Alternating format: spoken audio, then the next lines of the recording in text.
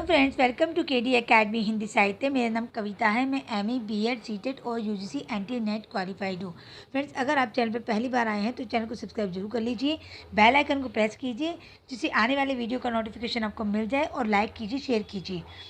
Friends, अगर आपने इससे पहले की वीडियो नहीं देखी है तो जाके जरूर देखिए, वो आपके बहुत काम आने वाली है। आपका पेपर आने वाला है अब, और उम्मीद है आपकी तैयारी अच्छी चल रही होगी। और फ्रेंड्स, तैयारी करते रहिए और मेरी शुभकामनाएं आपके साथ है। आपका नेट जरूर क्लियर होगा, आपका JRF भी क्लियर होगा।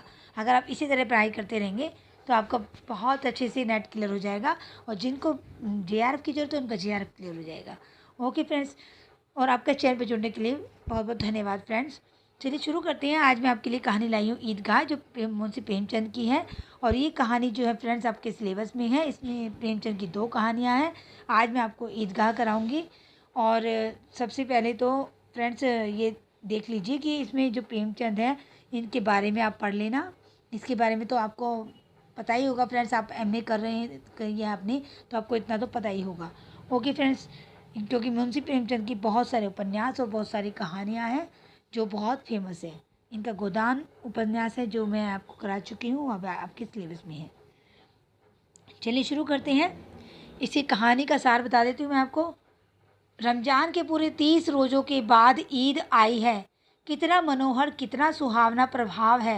वृक्षों पर अजीब हरियाली है, खेतों में कुछ अजीब रौनक है, आसमान पर कुछ अजीब लालिमा है। आज का सूर्य देखो कितना प्यारा, कितना शीतल, यानी संसार को ईद की बधाई दे रहा है।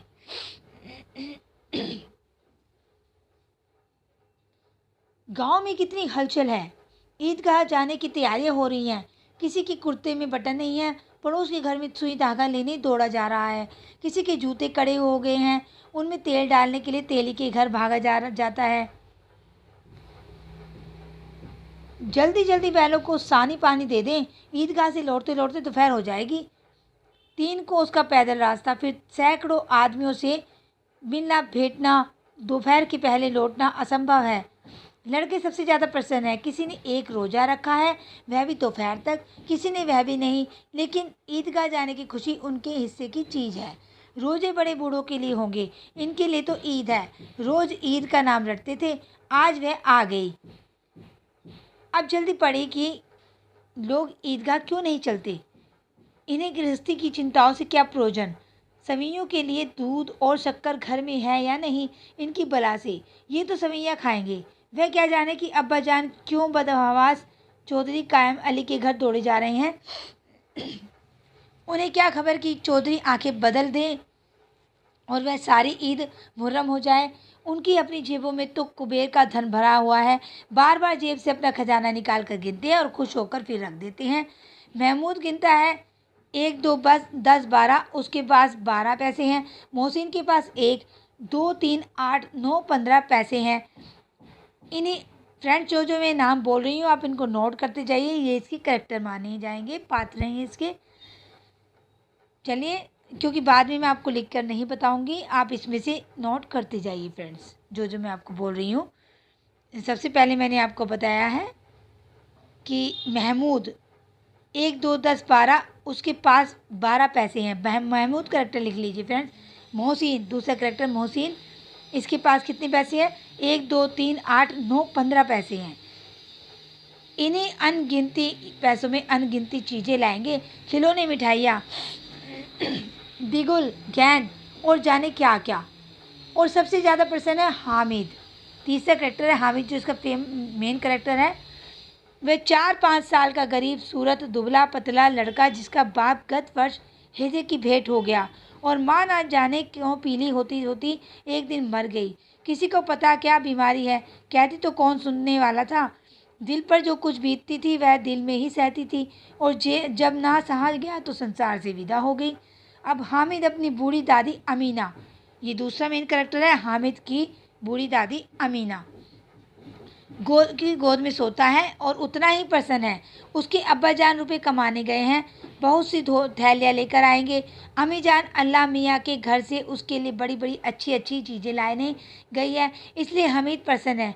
आशा तो बड़ी चीज़ है कि फिर बच्चों की आशा, उनकी कल्पना तो राय का पर्वत बना लेती है। हामिद के पाँव में जूते नहीं हैं, सिर पर एक पुरानी धुरानी टोपी है जिसका गोटा काला पड़ गया है, फिर भी वह प्रसन्न है। जब उसकी अब्बा जान थैलिया और अम्मी जान नियायतें लेकर आएंगी तो वह दिल से अरमान निकाल लेगा। तब देखिएगा मोहसिन, नूरे और सम्मी कहाँ से उतने पैसे निकालेंगे। अभागिन अमीना अपनी कोठरी में बैठी हो रही है। आज ईद का दिन, उसके घर में दाना नहीं। आज हामी आबिद होता, आबिद दूसरा तीसरा करेक्टर है फ्रेंड्स, और बाकी उसके फ्रेंड्स से जो मैंने आपको बता दिए, तो क्या इसी तरह ईद आती और चली जाती। इस अंधकार और निराशा में वह डूबी जा रही है। किसने बुलाया था इस निगोड़ी ईद को। इस घर में उसका काम नहीं, लेकिन हामिद, उसे किसी के मरने जीने से क्या मतलब। उसके अंदर प्रकाश है, बाहर आशा। विपत्ति सारा दल बल लेकर आए, हामिद की आनंद भरी चितवन उसका विध्वंस कर देगी। हामिद भीतर जाकर दादी से कहता है, तुम डरना नहीं अम्मा, मैं सबसे पहले आऊँगा, बिल्कुल ना डरना। अमीना का दिल कचोड़ रहा है। गांव के बच्चे अपने अपने बाप के साथ जा रहे हैं। हामिद का बाप अमीना के सिवा और कौन है। उसे कैसे अकेले मेले जाने दे। उस भीड़ भाड़ से बच्चा कहीं खो जाए तो क्या हो। नहीं, अमीना उसे यूँ ना जाने देगी। नन्ही सी जान 3 कोस चलेगा कैसे। पैर में छाले पड़ जाएंगे, जूते भी तो नहीं हैं। वह थोड़ी थोड़ी दूर तक उसे गोदी में ले लेती, लेकिन यहाँ सविया कौन पकाएगा। पैसे होते तो लौटते लौटते सब सामग्री जमा करके चटपट बना लेती। यहाँ तो घंटों चीज़ें जमा करते लगेंगे, मांगे ना ही तो भरोसा ठहरा। उस दिन फहीमन के कपड़े सिले थे, 8 आने पैसे मिले थे। उस अठन्नी को ईमान की तरह बचाती चली आती थी इसी ईद के लिए। लेकिन कल ग्वालन सिर पर सवार हो गई तो क्या करती। हामिद के लिए कुछ नहीं है तो 2 पैसे का दूध तो चाहिए ही। अब तो कुल 2 आने पैसे बच रहे हैं। 3 पैसे हामिद के जेब में, 5 अमीना की बटवे में। यही तो बिसात है। और ईद का त्यौहार अल्लाह ही बेड़ा पार लगावे। धोबन और नाइन और मेहतारिनी और चूड़ीहारिन सभी तो आएंगी, सभी तो सवियाँ चाहिए सभी को। और थोड़ा किसी को आंखों नहीं लगता। किस किस के मुंह चुराएगी। और मुंह क्यों चुराए, साल भर का त्यौहार है। जिनकी खैरियत से है उनकी तकदीर भी तो उसी के साथ है। बच्चे को खुदा सलामत रखे, ये दिन भी कट जाएंगे। गांव से मेला चला और बच्चों के साथ हामिद भी जा रहा था। कभी उसके सर दौड़कर आगे निकल जाते, फिर किसी पेड़ के नीचे खड़े होकर साथ वालों का इंतजार करते। यह लोग क्यों इतना धीरे धीरे चल रहे हैं। हामिद के पैरों में तो जैसे पर लग गए हैं। वह कभी थक सकता है। शहर का दामन आ गया। सड़क के दोनों ओर अमीरों के बगीचे, पक्की 4 दीवारी बनी हुई है। पेड़ों में आम और लीचियाँ लगी हुई हैं। कभी कभी कोई लड़का कंकड़ी उठाकर आम पर निशाना लगाता है। माली अंदर से गाली देता हुआ निकलता है। लड़के वहाँ से एक फलांग पर हैं, खूब हंस रहे हैं। माली को कैसा उल्लू बनाया। बड़ी बड़ी इमारतें आने लगी। यह अदालत है, यह कॉलेज है, यह क्लब घर है। इतने बड़े कॉलेज में कितने लड़के पढ़ते होंगे। सब लड़के नहीं हैं जी, बड़े बड़े आदमी हैं। सच, उनकी बड़ी बड़ी मूछें हैं। इतने बड़े हो गए, अभी तक पढ़ने जाते हैं। ना जाने कब तक पढ़ेंगे और क्या करेंगे इतना पढ़कर। हामिद के मदरसे में 2-3 बड़े बड़े लड़के हैं, बिल्कुल 3 कौड़ी के। रोज़ मार खाते हैं, काम से जी चुराने वाले। इस जगह भी उसी तरह के लोग होंगे और क्या। क्लब घर में जादू होता है। सुना है यहाँ मुर्दों की खोपड़ियाँ तोड़ती हैं और बड़े बड़े तमाशे होते हैं, पर किसी को अंदर नहीं जाने देते। और वहाँ शाम को साहब लोग खेलते हैं, बड़े बड़े आदमी खेलते हैं, मूंछो दाढ़ी वाले, और मेमें भी खेलती हैं। सच, हमारी अम्मा को यह दे दो। क्या नाम है बेटे, तो उसे पकड़ ही ना सके, घुमाते ही लुढ़क जाए। महमूद ने कहा, हमारी अम्मी जान का तो हाथ कांपने लगे, अल्लाह कसम। मोहसिन बोला, चलो, मनो आटा पीस डालती है, जरा सा बैट पकड़ लेगी तो हाथ कांपने लगेंगे। सैकड़ों घड़े पानी रोज़ निकालती है, 5 घड़े तो तेरी भैंस पी जाती है। किसी मेम को एक घड़ा पानी भरना पड़े तो आंखों तले अंधेरा आ जाए। महमूद, लेकिन दौड़ती तो नहीं, उछल कूद तो नहीं सकती। मोहसिन, हाँ, उछल कूद तो नहीं सकती, लेकिन उस दिन मेरी गाय खुल गई थी और चौधरी के खेत में जा पड़ी थी। अम्मा इतना तेज दौड़ी कि मैं उन्हें ना पा सका। सच। आगे चले। हलवाइयों की दुकानें शुरू हुई। आज खूब सजी हुई थी। इतनी मिठाइयाँ कौन खाता है। देखो ना, एक एक दुकान पर मनो होगी। सुना है रात को जिन्नात आकर खरीद ले जाते हैं। अब्बा कहते थे कि आधी रात को एक आदमी हर दुकान पर जाता है और जितना माल बचा होता है वह तुलवा लेता है और सचमुच रुपए देता है। बिल्कुल ऐसे ही रुपए। हामिद को यकीन ना आया। ऐसे रुपए जिन्नात को कहाँ से मिल जाएंगे? मोहसिन ने कहा, जिन्नात को रुपए की क्या कमी, जिस खजाने में चाहे चले जाए, लोहे की दरवाजे तक उन्हें नहीं रोक सकते जनाब। आप है किस फेर में? हीरे जवाहरात तक उनके पास रहते हैं। जिससे खुश हो गए उसे टोकरों जवाहरात दे दिए। अभी यहीं बैठे हैं, 5 मिनट में कलकत्ता पहुंच जाए। हामिद ने फिर पूछा, जिन्नात बहुत बड़े बड़े होते हैं? मोहसिन, एक एक सिर आसमान के बराबर होता है जी। जमीन पर खड़ा हो जाए तो उसका सिर आसमान से जा लगे, मगर चाहे तो एक लोटे में घुस जाए। हामिद, लोग उन्हें कैसे खुश करते होंगे? कोई मुझे यह बनता बता दे तो एक जिन को खुश कर लो। मोहसिन, अब यह तो मैं नहीं जानता, लेकिन चौधरी साहब के काबू में बहुत से जिन्नात हैं। कोई चीज़ चोरी जाए, चौधरी साहब उसका पता लगा लेंगे और चोर का नाम बता देंगे। जुमराती का बछवा उस दिन खो गया था। 3 दिन हैरान हुए, कहीं ना मिला। तब झक मारकर चौधरी के पास गए। चौधरी ने तुरंत बता दिया, मवेशी खाने में है, और वहीं मिला। जिन्नात आकर उन्हें सारे जहान की खबर दे जाते हैं। अब उसकी समझ में आ गया कि चौधरी के पास क्यों इतना धन है और क्यों उनका इतना सम्मान है। आगे चले, यह पुलिस लाइन है, यही सब कांस्टेबल कवायद करते हैं। रैटन फो रात को बेचारे घूम घूम कर पहरा देते हैं, नहीं चोरियां हो जाए। मोहसिन ने प्रतिवाद किया, यह कांस्टेबल पहरा देते हैं? तभी, तुम बहुत जानते हो अजी हजरत, ये चोरी करते हैं। शहर के जितने डाकू चोर हैं सब इनसे मिले रहते हैं। रात को ये लोग चोरों से तो कहते हैं चोरी करो, और आप दूसरे मोहल्ले में जाकर जागते रहो पुकारते हैं। तभी इन लोगों के पास इतने रुपए आते हैं। मेरे मामू एक थाने में कांस्टेबल है, 20 रुपया महीना पाते हैं, लेकिन 50 रुपये घर भेजते हैं। अल्लाह कसम, मैंने एक बार पूछा था कि मामू आप इतने रुपए कहाँ से पाते हैं? हंसकर कहने लगे, बेटा अल्लाह देता है।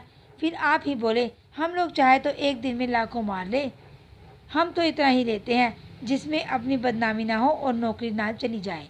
हामिद ने पूछा, यह लोग चोरी करवाते हैं तो कोई इन्हें पकड़ता नहीं? मोहसिन उसकी नादानी पर दया दिखाकर बोला, अरे पागल, इन्हें कौन पकड़ेगा? पकड़ने वाले तो यह लोग खुद हैं। लेकिन अल्लाह इन्हें सजा भी खूब देता है। हराम का माल हराम में जाता है। थोड़े ही दिन हुए, मामू के घर में आग लग गई, सारी ली पूंजी जल गई, एक बर्तन ना बचा। कई दिन पेड़ के नीचे सोए, अल्लाह कसम पेड़ के नीचे।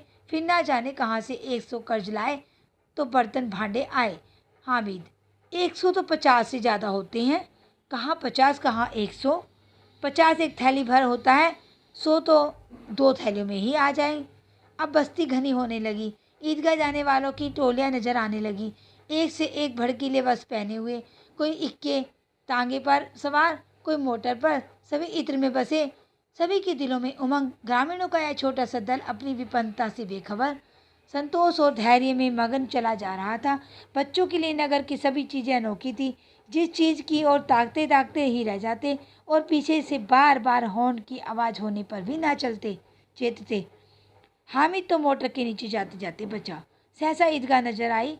ऊपर इमली के घने वृक्षों की छाया है, नीचे पक्का फर्श है जिस पर जाजम बिछा हुआ है, और रोजेदारों की पंक्तियां एक के पीछे एक न जाने कहाँ तक चली गई हैं।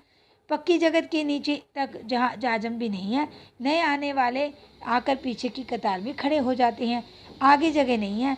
यहाँ कोई धन और पद नहीं देखता। इस्लाम की निगाह में सब बराबर है। इन ग्रामीणों ने भी वजू किया और पिछली पंक्ति में खड़े हो गए।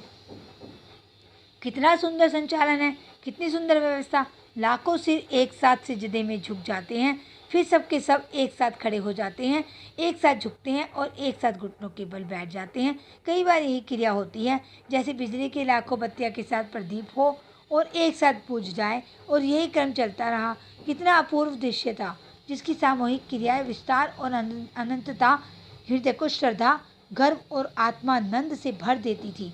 मानो भातृत्व का एक सूत्र इन समस्त आत्माओं को एक लड़ी में पिरोए हुए है। मोहसिन कहता है, मेरा भिस्ती रोज पानी दे जाएगा सांझ सवेरे। महमूद और मेरा सिपाही घर का पहरा देगा। कोई आएगा तो फ़ौरन बंदूक से फेर कर देगा।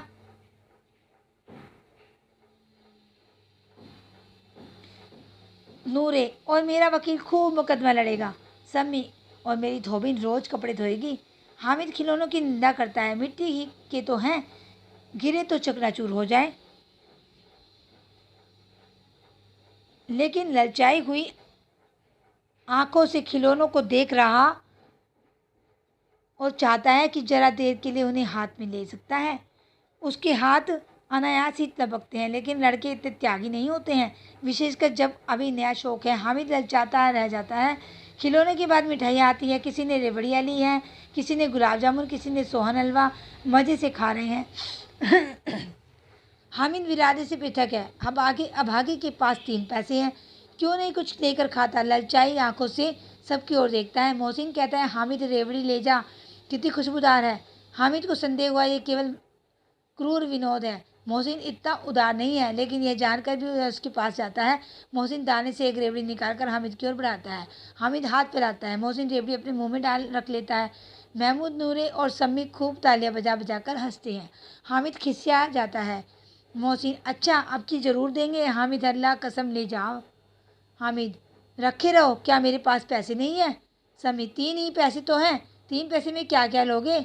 महमूद, हमसे गुलाब जामुन ले जाओ। हामिद, मोहसिन बदमाश है। हामिद, मिठाई कौन बड़ी नेमत है, किताब में इसकी कितनी बुराइयाँ लिखी है। मोहसिन, लेकिन दिल में कह रहे होंगे कि मेरे लिए तो खा ले, अपने पैसे क्यों नहीं निकालते। महमूद, हम समझते हैं इसकी चालाकी, जब हमारे सारे पैसे खर्च हो जाएंगे तो हमें ललचा ललचा कर खाएगा। मिठाइयों के बाद कुछ दुकानें लोहे की चीज़ों की, कुछ गिलट और कुछ गहने, नकली गहनों की। लड़कों के यहाँ कोई आकर्षण ना था, वे सब आगे बढ़ जाते हैं। हामिद लोहे की दुकान पर रुक जाता है। कई चिमटे रखे हुए थे। उसे ख्याल आया दादी के पास चिमटा नहीं है। तवे से रोटियां उतारते तो हाथ जल जाता है।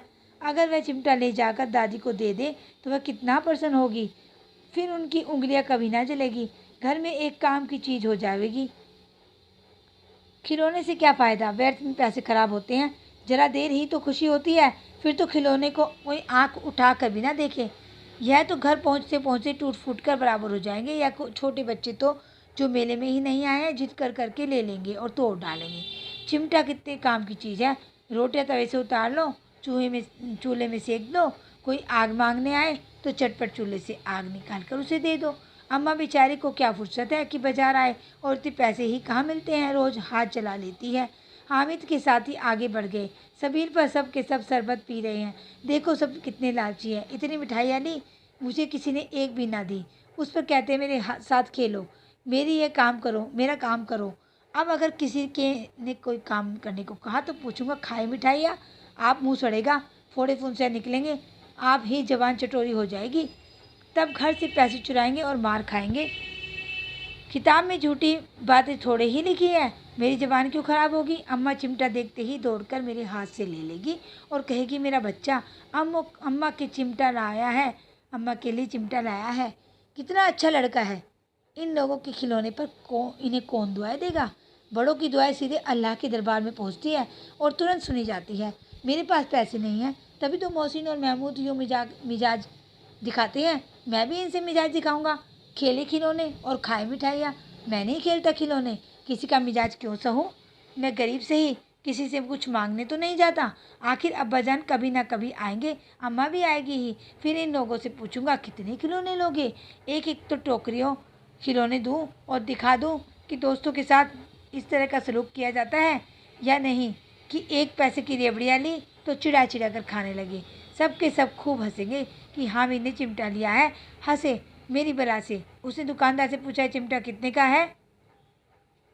दुकानदार ने उसकी ओर देखा और कोई आदमी साथ ना देखकर कहा, तुम्हारे काम का नहीं है जी, बिकाऊ है नहीं। बिकाऊ क्यों नहीं है और यहाँ क्यों लाद लाए हैं, तो बताते क्यों नहीं कि पैसे कहाँ है। 6 पैसे का लगेंगे। हामिद का दिल बैठ गया। ठीक ठीक 5 पैसे लगेंगे, लेना हो तो नहीं चलते बनो।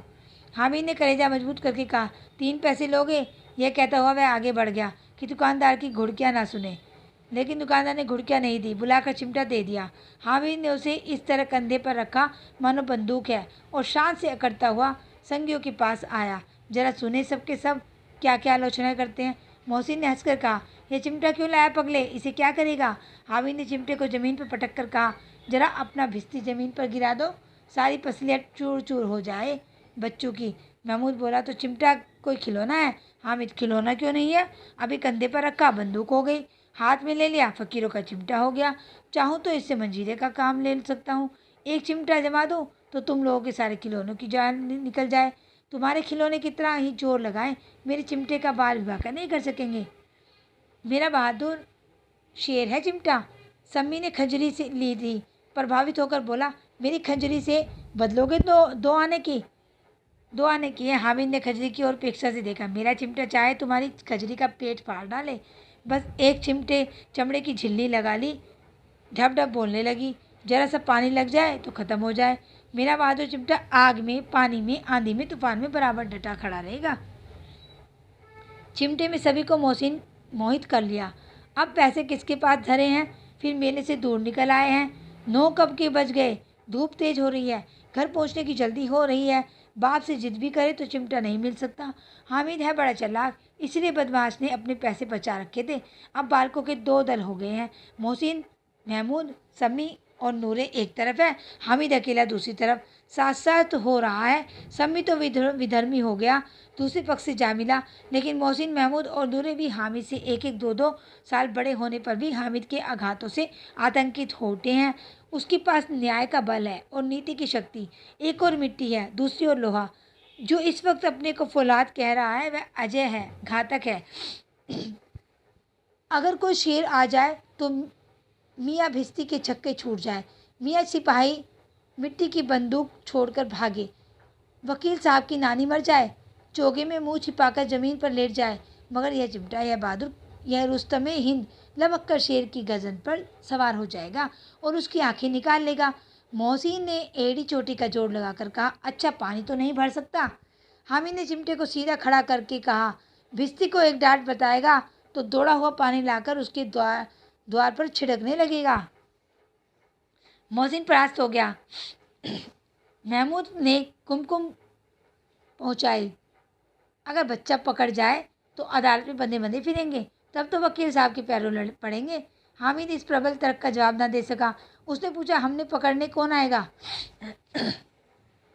नूरे ने कड़कर कहा, यह सिपाही बंदूक वाला। हामिद ने मुंह चिढ़ाकर कहा, यह बेचारे, हम बहादुर रुस्तम हिंद को पकड़ेंगे। अच्छा लाओ, अभी जरा कुश्ती हो जाए, इसकी सूरत देखकर दूर से भागोगे। पकड़ेंगे क्या बेचारे? मोहसिन को एक नई चोट सूझ गई। तुम्हारे चिमटे का मुंह रोज आग में जलेगा। उसे समझा था कि हामिद लाजवाब हो जाएगा, लेकिन यह बात न हुई। हामिद ने तुरंत जवाब दिया, आग में बहादुर ही कूदते हैं जनाब। तुम्हारे यह वकील सिपाही और भिस्ती लौड़ियों की तरह घर में घुस जाएंगे। आग में कूदना वह काम है जो यह रुस्तमे हिंद ही कर सकता है। महमूद ने एक जोर लगाया, वकील साहब कुश्ती मेज पर बैठेंगे, तुम्हारा चिमटा तो बावर्ची खाने में ज़मीन पर पड़ा रहेगा। इसी तरह फ्रेंड्स ये तर्क चलते रहे इनके, और जो है ये कहानी चलती रही। ऐसे ही अपने फ्रेंडों के से बातें करता रहा। ये वे कुछ बोलते हैं, ये कुछ बोलता है। अब ये सारा ही पढ़ेंगे तो फ्रेंड्स बहुत समय लग जाएगा, इसलिए थोड़ा बहुत मैं आपके सामने एंड का पढ़ देती हूँ। महमूद दुआ को लिए फिरते हो, उल्टे मारना पड़े, अम्मा जरूर कहेगी कि मेले में यही मिट्टी के खिलौने मिले। हामिद को स्वीकार करना पड़ा कि खिलौनों को देखकर किसी की माँ इतनी खुश ना होगी जितनी दादी चिमटे को देखकर होगी। 3 पैसे ही में तो उसे सब कुछ करना था और उन पैसों के उन उपयोग पर पछतावे की बिल्कुल ज़रूरत ना थी। फिर अब तो चिमटा रुस्तमे हिंद है और सभी खिलौनों का बादशाह। रास्ते में महमूद को भूख लगी, उसके बाप ने केले खाने को दिए। महमूद ने केवल हामिद को साझी बनाया, उसके अन्य मित्र मुंह ताकते रह गए। यह उस चिमटे का प्रसाद था।